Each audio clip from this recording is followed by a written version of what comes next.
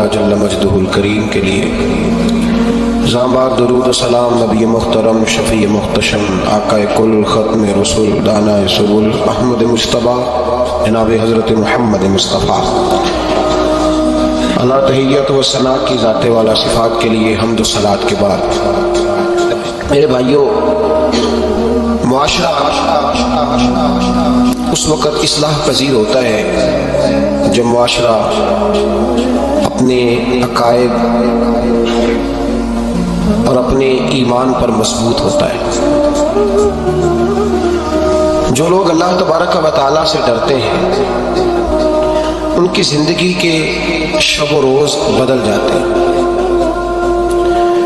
उनको इस बात का ख्याल ही नहीं रहता कि लोग मेरे बारे में क्या कह रहे हैं। उनकी एक ही ख्वाहिश होती है कि मैंने ये देखना है कि मेरा रब किस बात में राज़ी है। अब ढूंढने से, तलाश करने से भी ऐसे लोग बड़े कम मिलते हैं। अब तो लोग अवामी पजीराई, लोगों के अंदर मकबूल होना, बरादरी में, इलाके में, शहर में बुलंद होना कामयाबी की अलामत समझने लगे। उसका नुकसान यह है कि माशरे में दो चीज़ें रोज़ बरोज़ बढ़ती चली जा रही। एक है बेहयाई, फहाशी, कुरियानी। रोज़ एक नया दरवाज़ा खुलता है उसका, रोज़ नया दरवाज़ा खुलता है। अब तो एक नया लेबल लग गया है कि सारा साल गाना बाजा करो, माज़अल्लाह, जो तुम्हारे मन की मर्जी हो वो करो, और जब रमज़ान आए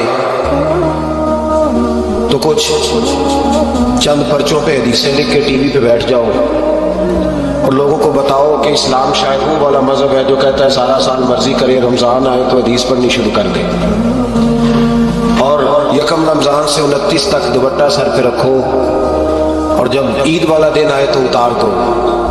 हमारा ये दावा नहीं है कि दीन का कोई ठेकेदार है। हम कहते ज़रूर दीन सिखाए, हर आदमी को अपना हिस्सा मिलाना चाहिए। तने तनहा कोई आदमी, कोई जमात दीन का काम नहीं कर सकती, लेकिन दीनदारी सिर्फ रमज़ान में नहीं होती, दीनदारी सारा साल होती है। अब लोगों ने दीन को जुज़वी तौर पे लेना शुरू कर लिया है, कुल्ली तौर पे लोग दीन को नहीं अपनाते। शादी के प्रोग्राम, मंगनी से लेकर बारात के बैठने तक सारे काम गैर शरई होते हैं। मर्द औरत का इख्तलात होता है। सबसे बुरी रस्म वो है कि जब जवान लड़कियां हाथों में फूल लेके दूल्हे और उसके दोस्तों पर फूल फेंकती हैं। बाकी हर आदमी ड्राइंग रूम में बैठता है। वीडियो वालों को इजाजत होती है कि वो घर के हर कोने तक पहुंच सकता है। सारे काम गैर शरई होते हैं और जुज़वी तौर पर दीन पे अमल होता है। निकाह का वक्त आता है तो कहता है चुप कर जाओ थोड़ी देर के लिए, बैंड बाजा बंद करो, हम मुसलमान हो गए। मौलवी साहब निकाह के लिए तशरीफ लाते हैं, बेचारे छुपे बैठे होते हैं किसी कोने में। चंद कलमे पढ़ा के जब दुआ करके चेहरे पे हाथ पूरा नहीं फेरते तो फिर वही तमाशा शुरू हो जाता है। जुज़वी तौर पर लोग दीन पे अमल करते हैं। मेरा रब फरमाता है या अय्युहल्लज़ीना आमनुत्तकुल्लाह हक्का तुकातिह, ऐ ईमान वालो रब से डरो, इतना डरो कि जितना डरने का हक है। वला तमूतुन्ना इल्ला व अंतुम मुस्लिमून, और फरमाया ये ना हो कि तुम मस्जिद में मुसलमान हो और बाजार में ना हो। और ऐसा नहीं होना चाहिए कि जब तो तुम जिंदा हो तो मुसलमान हो और सुबह मुसलमान हो तो माज़अल्लाह शाम को काफिर हो, ऐसा ना हो। फरमाया तुमने कलमा पढ़ा है तो मेरे महबूब के गुलामों अब मरते दम तक मुसलमान ही रहना, अब मरते दम तक मुसलमान रहना। देखना दामन दीन तुम्हारे हाथ से छूट ना जाए। दो बातें आम हो गई उम्मत मुस्लिम आम, एक फहाशी कुरियानी आम है और रोज बरोज उसका नया रंग है। अब तो मैंने कहा मजहब का साथ लोगों ने थोड़ा सा जायका लगा लिया, कहते नहीं रमजान में नमाजें पढ़ लेंगे, खैर है, बच जाएंगे, छुट्टी हो जाएगी। वो मैं ही क्यों ना हूँ, मैं ही क्यों ना हूँ। औरत के सामने खुले मुंह बैठने की किसी को भी इजाजत नहीं, किसी को भी इजाजत नहीं। किसी ने हज़रत सैयदना जुनैद बगदादी से कहा था कि अगर मर्द औरत नेक हो तो फिर तो दर्स व तदरीस हो सकती है ना, फिर तो पढ़ा सकते हैं ना एक दूसरे, नेक हो, परहेजगार हो। तो दीन चूंकि मेरे रसूल पाक का है सल्लल्लाहु अलैहि। ये किसी एक शख्स के उठ के नई बात करने से और उसको नया जदीद को टांका लगाने से बदल थोड़ी जाएगा। हजरत जुनैद बगदादी से कह दिया कि हजरत जी अगर दो बंदे नेक हो तो फिर बातचीत हो सकती है। तो हजरत जुनैद बगदादी फरमाने लगे पढ़ाने वाले हसन बसरी हो और पढ़ाने वाली राबिया बसरी हो तो फिर भी उनको इजाजत नहीं है, फिर भी इजाजत नहीं कि बेपर्दा एक दूसरे के सामने बैठे, फिर भी उनको इजाजत, बेपर्दगी की फिर भी इजाजत नहीं। और मेरे आला हजरत इमाम अहले सुन्नत फाजिल व मुहद्दिस बरेलवी, दीन का इतना बड़ा सिपाही आपको ढूंढने से नहीं मिलेगा जितना अल्लाह ने बरेली में बड़ा पैदा फरमाया है। और हर महाज पर किसी ने कहा हजरत जी बेपर्दा बीबी मजार पे जा सकती है, इजाजत है, तो कलम है बरेली के बादशाह का, रजा के नेज़े की मार है कि अदूफ के सीने में गार। क्या फरमाते आला हज़रत? आप फरमाते क्या पूछा तुमने, बेपर्दा औरत मजार पे पीर के पास जा सकती है? मैं ये ना पूछो, अहमद रजा से ये पूछो कि जाएगी तो लानते कितनी बरसेंगी, ये वाला सवाल पूछो। आम है बेपर्दा, आम, खुले आम। मेरे भाई लोग कहते हैं जदीद होना चाहिए, याद रखो इस्लाम फकत गुनाह से मना नहीं करता, इस्लाम वो दरवाजा ही बंद करता है जिस रास्ते से गुनाह हो सकता है, वो दरवाजा ही बंद। कहा मर्द और औरत को एक दूसरे का चेहरा देखने की इजाजत ही नहीं। मेरे रसूल करीम सल्लल्लाहु अलैहि वसल्लम ने फरमाया जिना सिर्फ मर्द और औरत की खलवत सहिया का नाम थोड़ी है। फरमाया जिसने अपनी आंख को गंदा किया वो आंख का जानी है, और जिस शख्स ने अपने कान से बुरी बात सुनी वो कान का बदकार है। और महबूब फरमाते हैं जिसने अपनी आंखों से बुरी चीज को देखा वो आंख का, और जिसने बोल कर लज्जत का ये सामान फराहम किया वो जुबान का जानी है। उसे भी क़यामत के दिन उसी तरह पूछा जाएगा जिस तरह जानी को पूछा जाएगा। मेरे भाई उम्मत मुस्लिमा का वक़ार मेरे रसूल करीम अलैहिस्सलातु वस्सलाम के गुलामों के दिलों में शर्म व हया भर दिया गया। अल्लामा वाक़दी कहते हैं हजरत साद बिन अबी वक़ास ने मदाइन फतह किया। मदाइन का एक शहर था, उसकी बड़ी बड़ी ऊंची बिल्डिंगें थी। जो आदमी भी जाता था वो सबसे पहले जिस शहर की कोई चीज मारूफ होती है लोग उसको देखते हैं। ऊंची ऊंची बिल्डिंगें थी, सबसे ज्यादा उस शहर के लोगों ने ऊंचे मकानात और ज्यादा तामीरात कर रखी थी। हजरत साद बिन अबी वक़ास लश्कर लेके गुजरे तो लश्कर में बूढ़े लोग नहीं होते, जवान लोग होते, तवाना लोग होते, और बड़े जीदार सिपाही थे। 10,000 सहाबा की जमात थी। हजरत साद बिन अबी वक़ास अमीर लश्कर थे। अब के सानियों ने एक चाल चली, उन्होंने कहा मुसलमान जब बाजार से गुजरेंगे लड़ाई तो हम इनके साथ लड़ नहीं सके, हम वो वाला तरीका इख्तियार करते हैं कि मुसलमान काबू में आ जाएंगे। हम औरत को बतौर तीर के इस्तेमाल करते हैं, हम इसको बतौर जाल के फेंकते हैं। क्या किया, औरतों के हाथों में फूल दिए, प्लेटें पकड़ाई, बिल्डिंगों की छतों पे खड़ा कर दिया। फरमाया तुम इन पर फूल फेंकना, अगर 2-4 सिपाही भी हम अपने काबू में करने में कामयाब हो गए तो दरार तो पड़ गई ना, तुम इन पर फूल फेंकना। ये देखिए रस्म चली कहाँ से, हमने अपना ली, चली कहाँ से, और हमने उसको अखज़ कर लिया, रिवाज बन गया। हजरत साद बिन अबी वक़ास रज़ियल्लाहु ताला अन्हु जब उस बाजार से गुजरे तो आगे आगे अमीर लश्कर का घोड़ा था, पीछे 10,000 सहाबा घोड़ों पे बैठे। हजरत साद बिन अबी वक़ास से नजर उठा के देखा तो औरतें तो खड़ी हैं, फूल लिए। कुफर की चाल को समझ गए कि ये बेहयाई का जाल फेंक के मिल्लत के जवानों के दिलों से गैरत ईमानी छीनना चाहते हैं, ये मुसलमानों के दिलों से तकवे की रोशनी छीनना चाहते हैं, ये कुरान पाक का सुरूर और इबादत का नूर छीनना चाहते हैं, ये बेहयाई का कलक लगा के इनके दिलों से रसूलुल्लाह का दुरूद छीनना चाहते हैं, ये मोहब्बत रसूल के सौते खुश्क करना चाहते हैं। जब देखा तो फौरी तौर पे घोड़े पे चढ़े और जनाब साहब ने कुरान पढ़ना शुरू कर दिया। वकुल लिल मुमिनीना यगुद्दू मिन अबसारिहिम, का मोमिनो तुम्हारे रब ने तुम्हारे नबी की जुबान से तुम्हें हुक्म दिया है कि तुमने नजरें नीची रखनी है। जब हजरत साद बिन अबी वक़ास ने आयत पढ़ी तो सहाबा कहते हैं मैं यूं लगा कि जैसे अभी आयत नाज़िल हो रही है और सीधी दिलों से टकरा रही है। 10,000 का लश्कर गुजर गया, औरतें फूल फेंकती रहीं, लेकिन किसी एक सहाबी ने भी नजर उठा के नहीं देखा। जब लश्कर गुजरा तो उन बीबियों ने प्लेटें फेंकी और कहने लगी ईसाइयों तुम कितने नालायक और किस कदर बड़े तुम बदतहजीब हो कि अपनी औरतें इस्तेमाल करते हो लोगों को काबू करने के लिए, किस कदर तुम ज्यादा गैरत से गिरे हुए हो। और ये कितना आला तबका है कि हमदादे तवज्जो देती रही, इन्होंने पलट के नहीं देखा। कहने लगे तुम झूठे हो, और जिस रसूल के गुलाम इतने आला दर्जे के पाए के हया वाले हैं वो नबी कितनी शान वाला होगा। बीवियों ने कलमा पढ़ना शुरू कर दिया। भाई याद रखें, ये जो आज जगह जगह मुसलमानों के खिलाफ कुफर की साजिश है, मेरी मिल्लत का जवान रोज रात को 10 मैसेज टाइप करता है, ये रोज रात को 20 नंबर अपने मोबाइल पर रखता है और फख्र के साथ बयान करता है, और बड़ी तकलीफ के साथ बात कहनी पड़ती है कि उसके अब्बा जी को भी पता है कि बच्चे के मोबाइल में नंबर है, उसके घर वालों को भी पता है, और लोग हैं कि इसको एक शुगल समझ के, एक छोटा सा बच्चे का शौक समझ के इसको दरगुजर कर रहे हैं। तुझे पता नहीं कि जब इंसान की ये सोच होती है, जब उसका ये नजरिया होता है, तो ईमानी कुव्वतें कितनी ज़ायल होती है। जब नौजवान की नजर के अंदर ऐब पैदा होता है तो फिर उससे नमाज की लज्जत जाती रहती है, कुरान पाक का जायका जाता रहता है, दुरूद पाक का जायका जाता रहता है। उठाइए मुस्नद इमाम अहमद बिन हंबल, मेरे रसूल करीम सल्लल्लाहु अलैहि वसल्लम की बारगाह में सहाबी ने आके अर्ज की, या रसूलल्लाह मैं बड़ी अच्छे तरीके से वुजू करता हूँ, टाइम निकाल के मस्जिद आता हूँ, हुजूर मैं पाबंदी से पढ़ने की कोशिश करता हूँ, लेकिन है मासूम आमिना, या रसूल अल्लाह मेरा नमाज में दिल नहीं लगता, हुजूर मेरी तबीयत नहीं जमती, मेरा दौड़ जाने को दिल करता है, कोई नुस्खा बतलाइए।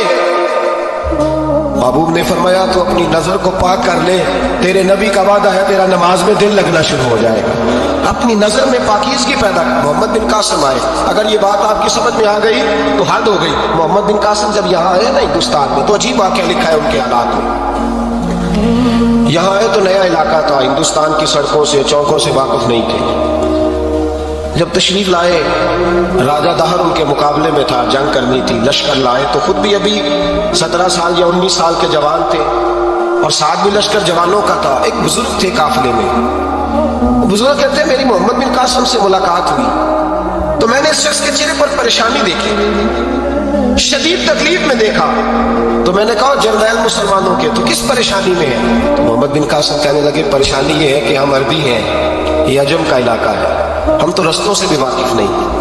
राजा दहर सुना है, बड़ी फौज है, बड़ी ताकत है, बहुत पुराना यहाँ का रहने वाला है, छोटे छोटे मोर्चों का पता है, रस्तों का पता है, कैसे जंग होगी, मैं परेशान हूँ कि मुकाबला कैसे होगा। वो बुजुर्ग कहते हैं मैंने भी दुआ की, तसल्ली दी, मैंने कहा अल्लाह तेरी मदद करेगा। मैं गुजर गया, 3-4 दिन के बाद मुलाकात हुई तो मैंने मोहम्मद बिन कासिम के चेहरे पर बड़ी रोशनी देखी, हंसते और मुस्कुराते देखा, तवानाई देखी, वकार देखा, इत्मीनान और सुकून देखा।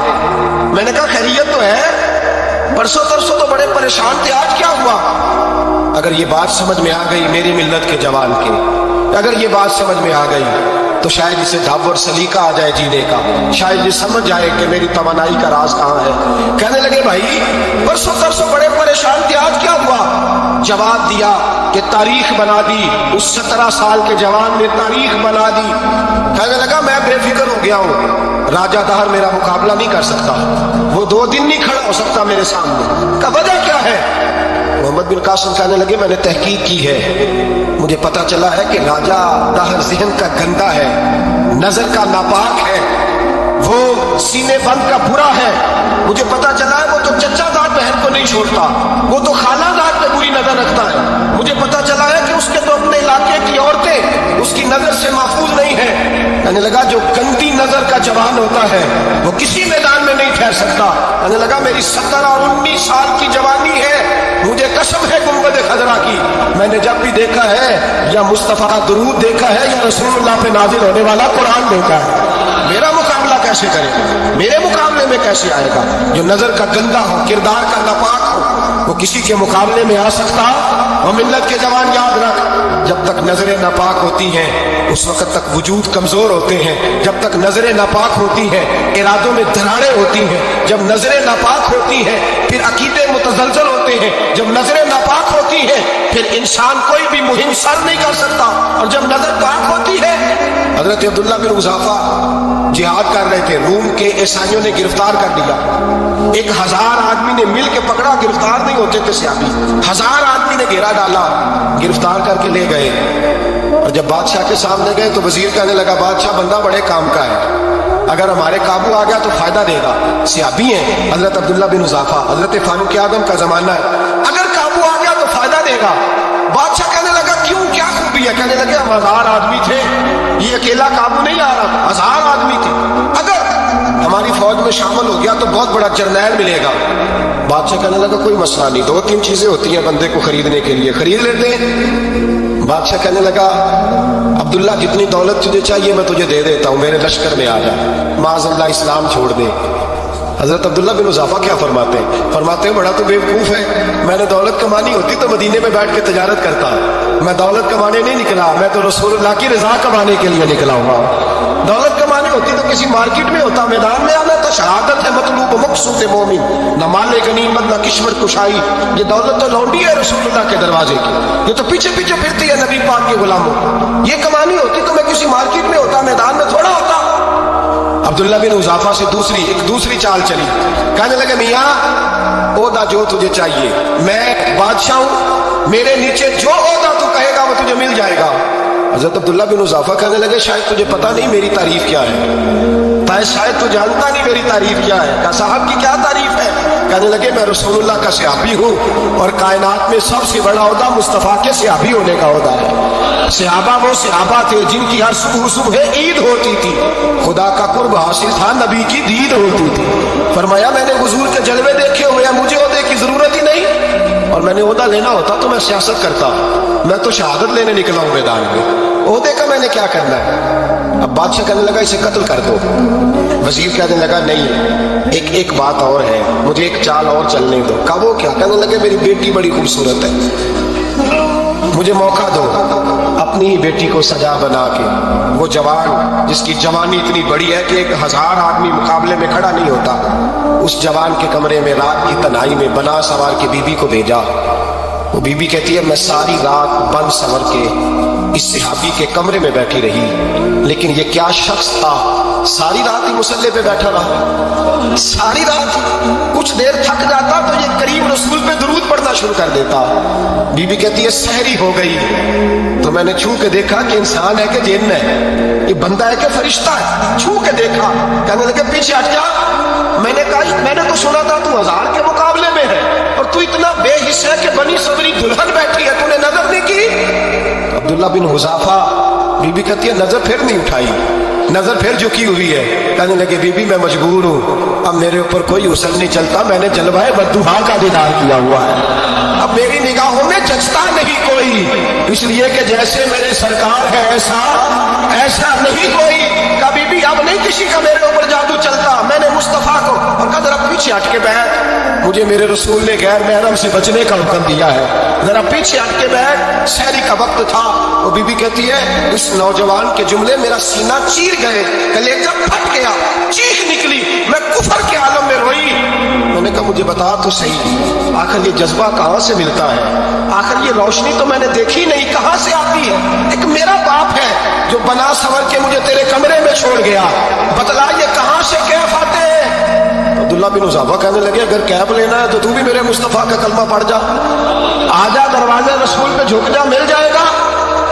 سویرے دروازے پہ باپ آیا بیٹی سے رزلٹ لینے، دروازہ کھولا تو بیٹی نقاب پہنے باہر آئی۔ باپ کہنے لگا کیا بنا؟ کہنے لگی پیچھے ہٹ جا، تو غیر محرم ہے، کافر ہے، میں مسلمان ہوں۔ اس نے کہا کیوں ہوا؟ کہنے لگی تیرے جیسے کو باپ کہوں، تیرے جیسے کو جو مجھے استعمال کر رہا تھا، میں تجھے باپ نہیں مانتی، میں اب رسول والی ہو گئی، میں حضرت فاطمہ کی کنیزہ ہو گئی، میں اب نبی کریم کی خادمہ ہوں، خبردار میرے قریب نہ آنا۔ یہ داؤ بھی ناکام ہوا۔ اب حضرت عبداللہ بن حذافہ کے سامنے موت کھڑی کی، ایک کڑا میں تیل گرم کیا، کہنے لگے تجھے اس میں جلایا جائے گا۔ حضرت عبداللہ بن حذافہ رضی اللہ تعالیٰ عنہ جب جلنے کے قریب ہوئے تو رونے لگے۔ روم کا بادشاہ کہنے لگا شاید ڈر گیا ہے، کہنے لگے اب سمجھ آئی ہے، اب تجھے پتہ چلا ہے، چلا آ جا۔ حضرت عبداللہ بن حذافہ کہنے لگے تو کافر ہے، تیری کافروں والی سوچ ہے، اس لیے نہیں رویا کہ موت سے ڈر گیا ہوں، میں تو اس لیے رویا ہوں کہ ایک جان ہے وہ نبی پاک پہ قربان ہو رہی ہے، کاش رب مجھے 1000 جان دیتا، میں ساری مصطفیٰ پہ قربان کر دیتا۔ فاضل بریلوی فرماتے ہیں کرو تیرے نام پہ جاں فدا، نہ بس ایک جاں 2 جہاں فدا، اور میرا 2 جہاں سے بھی نہیں جی بھرا، میں کروں کیا کہ کروڑوں جہاں نہیں۔ میاں صاحب فرماتے ہیں وہ کچا رنگ للاری والا جیڑا چڑھدا لیندا رہندا، اے عشق تیرے دا رنگ محمد چڑھ جائے پھر نہیں لیندا، عشق تیرے دا رنگ محمد چڑھ جائے پھر اے نہیں لیندا۔ میرے भाई वो रूम का बादशाह कहने लगा दुनिया मैंने भी बड़ी देखी है, पर जैसे पाक साफ मुस्तफ़ा के गुलाम देखे ऐसा मैंने कोई नहीं देखा। ओ भाइयों, नजर पाक हो, रूह पाक हो, मिजाज पाक हो, फिर इंसान बड़े बड़े काम करता है, फिर वो मुहिम्मात को सर करता है, फिर वो सिर्फ एक घर के लिए नहीं, वो मिल्लत के लिए फायदेमंद होता है, फिर वो घरानों को लेकर चलता है, फिर वो बड़े बड़े मुआशरे तश्कील देता है। मेरे रसूल करीम सल्लल्लाहु अलैहि वसल्लम ने पाक साफ ज़हन के लोग तैयार किए। हज़रत मरसद फरमाते हैं मैं एक औरत पे आशिक था, जब कलमा पढ़ा नबी पाक ने मेरी पुश्त पे हाथ फेरा, मैंने कहा हुज़ूर कोई नसीहत? नबी पाक ने फरमाया नजर को पाक रखना। आप फरमाते हैं औरतें मेरे पीछे भागा करती थी और मुझे कहा करती थी अब तू देखता क्यों नहीं? तो मैंने कहा पता मुझे भी नहीं, मुस्तफ़ा की एक नजर हुई है, रब ने सारे महल को चहल दूर फरमा दिए, सारा कुछ ही बदल गया। मिल्लत के जवानों याद रखो इस बात को, ये पाकीज़गी, ये नजर, ये पाकीज़गी, ये मिजाज, ये इंसान से बड़े काम करा लेती है। और अगर तेरी नजर नापाक रहती है फिर तो कुछ नहीं कर सकता, फिर तेरी जिंदगी एक ऐसे कैद खाने में कैद हो गई है जो तुझे 2 कदम भी नहीं चलने देगी। सबसे पहले मिजाज की पाकीज़गी, और दूसरा इस्लाह मुआशरा के लिए अहम दर्स ये है अपने आप को पाक साफ रखें, ज़हनी तौर पर, नजरियाती तौर पर। और दूसरा दर्स ये है मेरे भाई, जुल्म और ज्यादती से बचें, पाक साफ रह के वक्त शुरू करें, और किसी जगह भी कोई ज्यादती, कोई जुल्म, मेरे नबी करीम सल्लल्लाहु अलैहि वसल्लम के मिजाज को अगर आप देखेंगे ना, हमारे माशरे में आज सबसे ज्यादा ज्यादती पता कौन सी होती है? लोग इज्जतें पामाल करते हैं, बदगुमानियां करते हैं। अबू जाल ये काम करता था कि वो नबी पाक सल्लल्लाहु अलैहि वसल्लम पर, सहाबा पर माअज़ल्लाह शख्सी एतराज़ात करता था, शख्सी। अजीजों, जब आदमी का किसी से इख्तलाफ होता है ना, या किसी को पसंद नहीं करता या किसी को रिजेक्ट करना चाहता है, तो शख्सी एतराज़ात करता है, नीचे उतरता है, कमजोर बात करता है, छोटी बात करता है। और हमारे जमाने में तो ये काम हसद की वजह से होता है, बड़े बड़े जमातें टूट जाती हैं, मिल्लतों का शिराजा बिखर जाता है, लेकिन लोग अपनी उस हरकत से बाज नहीं आते, सारी जिंदगी जाती और निजी एतराज़ात करते रहे। अबू जाल के अंदर हजारों ऐब पाए जाते थे, शराबी भी था, बदकार भी था, बेहया भी था, जालिम भी था।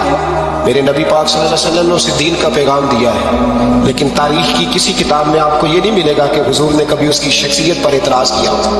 ये फरमाया है कि बड़ा फिरौन है सुब्बत, लेकिन नीचे उतर कर कभी उसकी जाती और शख्सी जिंदगी पर कोई ज्यादती सहाबा की तरफ से और नबी पाक की तरफ से।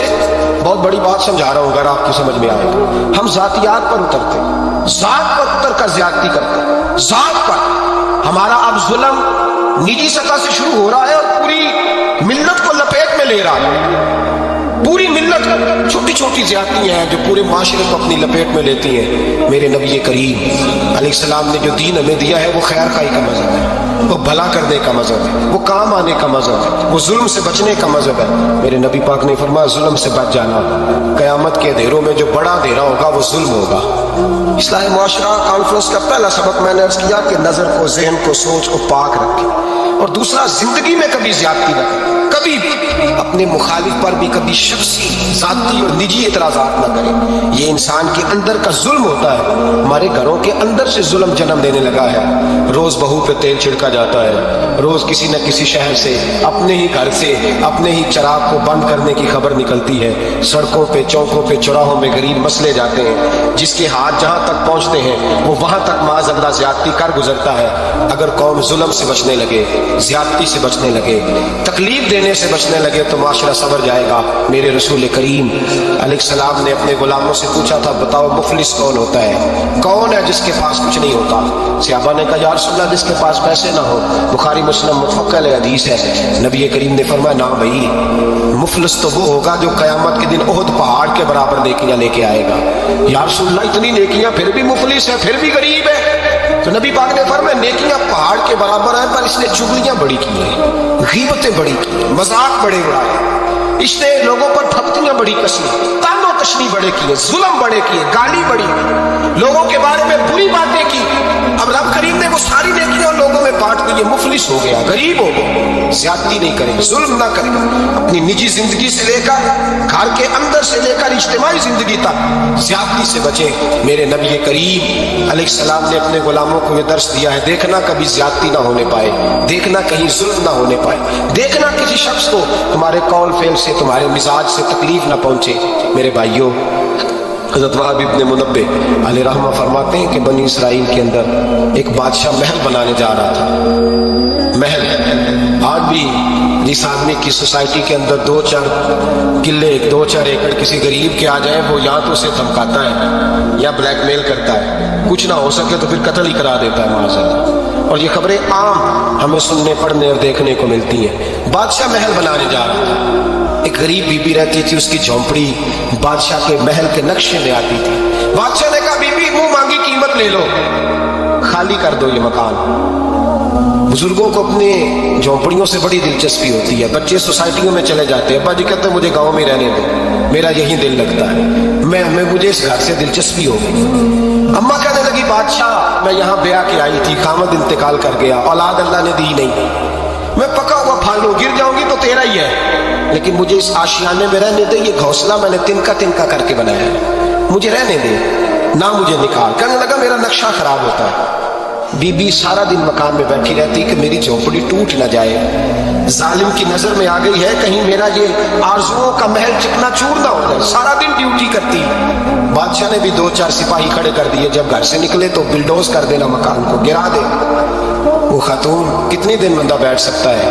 ایک دن سر شام گھر سے نکلی، 2-1 گھنٹے کے بعد واپس آئی تو مکان گر گیا تھا، دیوار بن گئی تھی۔ حضرت وہاب ابن منبہ فرماتے ہیں بس اس نے دعا کی تو رب کریم نے وہ شہر سارا تباہ کر دیا۔ اس بی بی نے 2 جملے کہے تو پلٹ دیا وہ سارا شہر۔ میرے نبی کریم علیہ السلام نے فرمایا جب مظلوم کے ہاتھ دعا کے لیے اٹھتے ہیں تو عرش کا مالک آسمان سے کہتا ہے کھول دے سارے دروازے، اس کے بیچ کوئی پردہ نہیں رہنا چاہیے، آنے دے، مظلوم ہے، اس پر ظلم ہوا ہے۔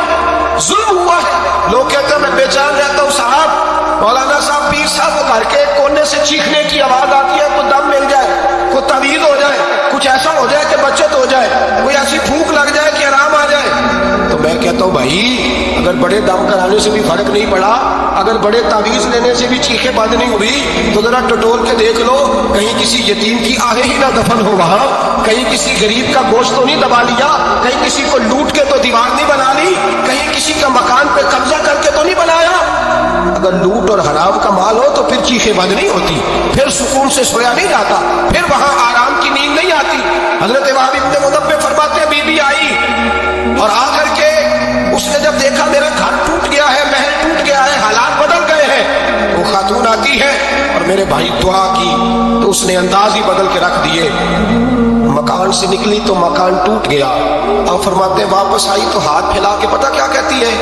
کہتی اے اللہ میں تو موجود نہیں تھی، بتا تو کہاں گیا تھا؟ تو بھی موجود نہیں تھا، میں تو نہیں تھی پر تو کہاں تھا؟ بس رب کریم نے حضرت جبریل کو حکم دیا، فرمایا یہ بستی الٹ دو، سارے تباہ کر دو، یہ لوگ نہیں رہنے چاہیے، جو ظلم تو سہتے ہیں بغاوت نہیں کرتے، نہیں رہنے چاہیے۔ صاحب طبقات کہتے ہیں میرے مصطفیٰ کریم سید عالم صلی اللہ علیہ وسلم کے وصال ظاہری کے ایام قریب آئے تو حضور نے سرخ پٹی باندھی، تیز بخار ہے نبی کریم کو، 2 صحابہ سہارا دے کے مسجد میں لائے، نبی پاک علیہ السلام کو بظاہر سہارا دے کے لایا گیا۔ کریم رسول نے لوگوں کو جمع کیا، حضور آج کیا ہونے والا ہے، آج کیا کہا جائے گا، آج کس لیے میٹنگ بلائی ہے؟ نبی کریم کے کل صحابہ جب مسجد میں جمع ہوئے تو کھچا کھچ مسجد بھری ہے، وصال ظاہری سے چند یوم پہلے کی بات۔ نبی پاک نے فرمایا آج تمہیں کوئی جہاد کی ترغیب نہیں دینی، آج کوئی نیا پیغام نہیں دینا، آج تمہیں بتانا ہے کہ رب نے اپنے بندے کو اختیار دیا ہے، چاہے تو دنیا میں رہے چاہے تو اس کی بارگاہ میں حاضر ہو جائے۔ اس عبد نے بارگاہ ربوبیت کی طرف لوٹنے کا ارادہ کر لیا ہے۔ حضرت صدیق اکبر رونے لگے تو صحابہ نے کہا تمہیں کیا ہوا؟ کہنے لگے سمجھ نہیں رہے، کسی کی بات نہیں کر رہے، نبی پاک تو اپنی بات فرما رہے ہیں، اس نے جانے کا ارادہ کر لیا۔ سنیے میرے بھائی، محبوب پاک نے فرمایا بھائی کسی شخص کو میری طرف سے کوئی تکلیف پہنچی ہو تو بدلہ لے سکتا ہے، بدلہ لے سکتا ہے، کسی کو تکلیف پہنچی ہو۔ صحابہ پھوٹ کے رونے لگے، محبوبہ کرم ہی کرم ہوا ہے، رحمت ہی رحمت آئی، آپ کے بارے میں گمان کرنے والا بھی دائرہ ایمان سے نکل جائے۔ حضور آپ کیا فرما رہے ہیں؟ فرمایا نہیں بھائی اٹھو۔ پیچھے سے جناب عکاشہ بن محصن اٹھے، ہاتھ कांपते हैं आगे बढ़े, कहने लगे या रसूल अल्लाह, एक जंग के मौके पर आपने दुर्रा मारा था, नंगी पीठ पर सफ़े सीधी कराते, बात दिल में रह गई है, मैंने बदला लेना है। नबी करीम ने फरमाया बिलाल दौड़ के जाओ, फातिमा के घर दुर्रा पड़ा है, दुर्रा लाओ। सैयदना बिलाल हबशी कहते मैं गया, दस्तक दी, सैयदा तैयबा ताहिरा हजरत फातिमा फरमाने लगी बिलाल कैसे आए हो? अम्मा जी वो दुर्रा चाहिए था। सैयदा को तशवीश हुई, कहने लगे बिलाल ना तो जंग पे जाना है, ना जिहाद है, ना कोई ऐसा मौका है, हुजूर की तो तबीयत मुबारक मज़ाहिर बड़ी अलील है, दुर्रा क्या करेंगे? हजरत बिलाल अर्ज करने लगे अम्मा जी एक सहाबी बदला लेने लगे हैं, साहिब तबकात ने जुमले लिखे हैं, कहते हैं बीबी साहबा ने दुर्रा भी दिया और इमाम हसन हुसैन को भी बाहर निकाला। फरमाने लगी आकाशा से कहना 100 दुर्रे मारे, इन 2 शहजादों के जिस्म पर नबी पाक के करीब न जाए, मैंने 2 बच्चे पैदा ही अपने महबूब पर कुर्बान करने के लिए किए, इनको ले जा। हजरत बिलाल कहते मैं 2 शहजादे लेके आया, और जब दरवाजे में मैं लेके पहुंचा तो नबी पाक ने देखा तो आंखों में आंसू आ गए। फरमाया इनको बिठा दो, मुझे पता है फातिमा ने क्या कह के भेजा है। हजरत सैयदना बिलाल फरमाते दुर्रा मैंने जनाब आकाशा को दिया। हजरत आकाशा दुर्रा लेके आगे जो बढ़े तो हजरत अबू बकर सिद्दीक ने उनके पैरों पे हाथ रखा, फरमाया आकाशा मेरी तरफ आ जा, मुझे मार दुर्रे, नबी पाक के करीब ना जा। मुस्तफा करीम ने फरमाया अबू बकर तू हट जा, इसे आने दे। फरमाते मैं चंद कदम आगे गया तो मौला अली शेर खुदा ने मेरे पैर पे हाथ रखा, कहने लगे आकाशा सोच तो सही तू क्या कर रहा है? हुजूर ने फरमाया अली हट जाओ, मेरा और उनका मामला है। जनाब आकाशा आगे बढ़ रहे, नबी करीम ने फरमाया मैं अपनी उम्मत को दर्श देना चाहता हूँ, खबरदार खबरदार जिंदगी में तुम्हारे हाथ से जुबान से किसी को तकलीफ ना पहुंचने पाए, खबरदार याद रखना वो माशरे बिगड़ जाते हैं, वो माशरे तबाह कर दिए जाते हैं जहाँ जुल्म होता है, जहाँ ज्यादती होती है, जहाँ लोगों को सताया जाता है। महबूब करीम के करीब आए हजरत आकाशा, हुजूर मेरी पीठ नंगी थी, आप भी जरा कपड़ा हटाइए। नबी करीम ने पीठ से कपड़ा हटाया, जनाब आकाशा ने दुर्रा जो उठाया तो सहाबा की चीखें निकली। हजरत आकाशा ने दुर्रा दूर फेंका, हुजूर के बतने अतहर से लिपट गए, चूमने लगे, कहने लगे हुजूर वो तो सफे सीधी कराते लग गया था, आपने कहा मारा था? या रसूल अल्लाह मैं तो बहाना बना रहा था कि जाती दफा मुझे वजूद चूमने का मौका नसीब हो जाए, मुझे ये मौका नसीब हो जाए। मेरे हबीब ने फरमाया जिसने जन्नती देखना हो मेरे आकाशा की जियारत करनी। भाई जुल्म का दरवाजा खुला हुआ और लोग भूल जाते हैं ज्यादती करते हुए, वो बहू से ही क्यों ना करें, वो अपने घर के भूल जाते हैं कि शायद पूछने वाला कोई नहीं, शायद मेजान नहीं लगेगा। ईरान के बादशाह ने अपने बेटे को पढ़ाने के लिए एक उस्ताद साहब का बंदोबस्त किया।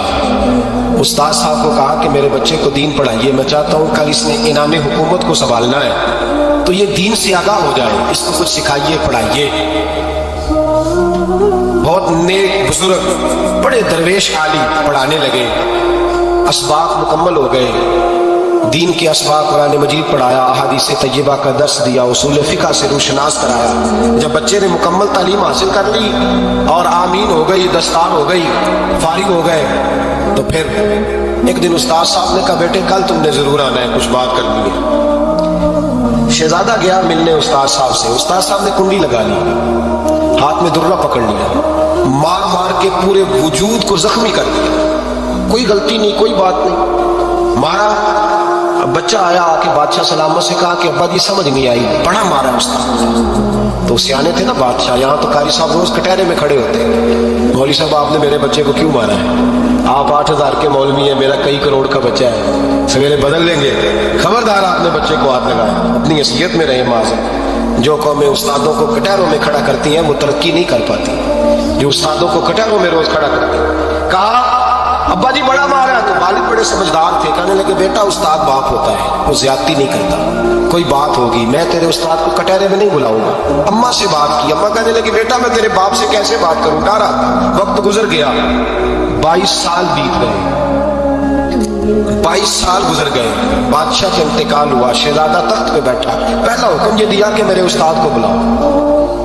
पहला हुक्म, उस्ताद जी बूढ़े हो गए थे, छड़ी के ऊपर टेक लगा के आए और भवें सफेद होकर झुक गई थी, यूं आंख खोल के बड़ी मुश्किल से देखा, कहने लगे शहजादे हो कम हो। कम मैं शहजादा नहीं, अब मैं बादशाह बन गया। उस्ताद जी 22 साल बीत गए, आपने मारा था, पर वो दर्द चूंकि ज्यादती की थी, मेरा कसूर कोई नहीं था, तो نہ میری روح سے درد گیا ہے نہ میرے جسم سے گیا ہے، میں بے اختیار تھا، پوچھ نہیں سکتا تھا، آج با اختیار ہوا ہوں۔ سب سے پہلے پہلا حکم آپ کو دیا، بلایا ہے، بتائے کیوں مارا تھا، کیوں مجھے مارا تھا، میری زیادتی بتائے۔ تو استاد، بوڑھے استاد کی آنکھیں آنسوؤں سے بھر گئی، کہنے لگے بیٹے بس آج کے دن کے لیے مارا تھا، یہ جو دن آ گیا نا میری زندگی میں اس لیے مارا تھا، یہ میں چاہتا تھا میری زندگی میں وقت ہے آج کے، بس میری مراد پوری ہو گئی۔ کہ صاحب کس لیے، مجھے بھی سمجھائے۔ آپ فرمانے لگے کتنی دیر ہو گئی تجھے مار کھائے ہوئے، کتنا زمانہ بیت گیا؟ کہنے لگا 22 سال۔ فرمایا زخم بھولے تو نہیں، درد ختم تو نہیں ہوئی، تمہیں بات 1 منٹ کے لیے بھی تمہارے حافظے سے محو تو نہیں ہوئی؟ کہ استاد جی روز رات کو یاد آتی، روز خیال آتا تھا۔ استاد کہنے لگے بھائی تو بے اختیار تھا، پوچھ نہیں سکا، 22 سال تجھے یاد رہا، مجھے پتا تھا تو ایک دن حکمران بنے گا، میں نے تجھے اس لیے مارا تھا کہ بیٹے یاد رکھنا، کسی پہ ظلم نہ کرنا، اگر تجھے 22 سال تک یاد رہا ہے تو جس پر تو ظلم کرے گا اسے بھی قیامت تک یاد رہے گا، اور یہ یاد رکھنا تو آج با اختیار ہوا تو تو نے مجھے بلا لیا ہے، قیامت کے دن غریب با اختیار ہو جائیں گے، مظلوم با اختیار ہو جائیں گے، وہ با اختیار ہوں گے باللہ الواحد القہار، رب کریم کی بارگاہ کے اندر ان کا اختیار ہوگا، اکیلے اللہ کی حکمرانی ہوگی، پھر وہ بلائیں گے بڑے بڑے کج کلا، دنیا میں جن کی پگڑیاں اونچی تھی وہ سر جھکائے کھڑے ہوں گے، دنیا میں جو ڈکٹیٹر بنتے تھے ان کی پشتیں لال ہوں گی، ان کو غدار لکھا جائے گا، قیامت تک نہیں بھولے گا۔ ظلم کرنا تو سوچ سمجھ کے کرنا، اتنا کرنا جتنا تم سہ سکتے ہو، اتنی زیادتی کرنا جتنی قیامت میں تم برداشت کر سکتے ہو۔ میرے نبی کریم صلی اللہ علیہ وسلم نے فرمایا ظلم سے بچو، یہ قیامت کے اندھیروں میں سے ایک اندھیرا ہوگا۔ زندگی میں زیادتی نہ کریں، اگر تھوڑی دیر کے لیے کوئی چیز برداشت کر جائیں گے تو وہ فائدہ دے جائے گی، کچھ دیر کے لیے اگر سہ جائیں گے تو نفع مل جائے گا، سہنے کی کوشش کریں لیکن زیادتی نہ کریں، نظر کو، سوچ کو، ذہن کو پاک رکھیں، اور میرے بھائی زندگی پوری ظلم سے بچیں، زیادتی سے بچیں۔ امیر المومنین حضرت جناب سیدنا عمر فاروق رضی اللہ تعالیٰ عنہ رات گھر میں تھے تو رونے لگے، بڑی دیر تک روتے رہے۔ والدہ اٹھی تو صاحبزادے سے کہنے لگی پتہ کرو تمہارے باپ کو کیا مسئلہ ہے۔ شہزادے آئے، کہنے لگے امیر المومنین والد گرامی کیا ہوا؟ تو حضرت عمر فاروق کہنے لگے بیٹا اپنی اماں کو بلاؤ۔ والدہ آ گئی، کیا بات ہے، کچھ طبیعت خراب ہے تو حکیم کا بندوبست کیا جائے۔ تو حضرت عمر کہنے لگے کچھ بھی نہیں، آج مسجد سے نکلا ہوں تو نبی پاک کے صحابہ میری تعریفیں کر رہے تھے۔ یہ حضرت فاروق اعظم کے وصال کے قریب کے دن ہے، تعریفیں تو حضرت یہ رونے کی بات ہے کہ خوش ہونے کی؟ آپ فرمانے لگے نہیں، سوچتا ہوں باہر تو میں اچھا رہا ہوں، پتہ نہیں گھر میں ہی کوئی زیادتی نہ ہو گئی ہو، پتہ نہیں تمہارے ساتھ بھی میرے معاملات ٹھیک تھے کہ نہیں، صحابہ تو تعریف کرتے ہیں، رو رہا ہوں تمہاری وجہ سے نہ الجھ جاؤں، بیوی ہی نہ کہے میرا حق ہی ادا نہیں کیا۔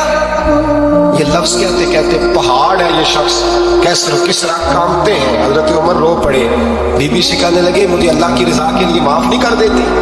میرے اوپر بوجھ تھا امت کا، میں ساری رات مدینے کی گلیوں میں پھرتا تھا، دن سارا مسجد میں گزرتا تھا، میں تجھے وقت نہیں دے پایا، معاف نہیں کر دیتی؟ تو زوجہ کہنے لگی نہیں عمر، میں نے بھی زندگی میں اپنا کوئی سکھ چین نہیں دیکھا، کوئی چاؤ پورا نہیں کیا، میں کیسے معاف کر دوں؟ میں نہیں معاف کرتی۔ حضرت عمر زمین پہ بیٹھ رونے لگے، کہنے لگے چل معاف کر دے۔ کہنے لگے ایک وعدہ کرو، قیامت کے دن رب کریم کی بارگاہ میں میری سفارش کرو گے، اللہ کی بارگاہ میں عرض کرو گے کہ اللہ اچھی تھی، مجھے کپڑے دھو کے دیتی تھی، روٹی پکا کے دیتی تھی، میری عزت کی محافظ تھی۔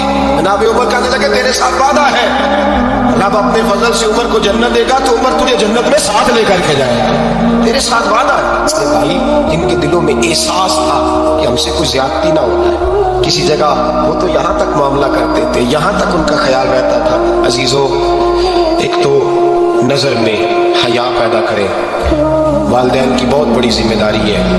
لاکھوں بچے مرضی کی شادیاں کر رہے ہیں، ہزاروں گھر اجڑ رہے ہیں، یہ وہ والا زہر ہے جو ہر گھر میں تیزی سے پھیلتا چلا جا رہا ہے۔ پہلے ہم کہتے تھے کہ بچہ باہر نہ نکلے، اب کہتے ہیں اللہ کہیں موبائل لے کے تنہا نہ بیٹھ جائے، کہیں تنہا نہ بیٹھ جائے، کیا بنے گا اس کا اگر یہ گندگی اور یہ ایسا نشہ ہے جو اجاڑ کے رکھ دیتا ہے انسان کی توانائیوں کو۔ ایک تو ذہن کو، طبیعت کو پاک رکھے، دوسرا زیادتی کبھی نہ کرے۔ یہ دو سبق اگر امت کو یاد ہو جائیں تو پھر معاشرہ بڑی تیزی سے اصلاح پذیر ہوگا۔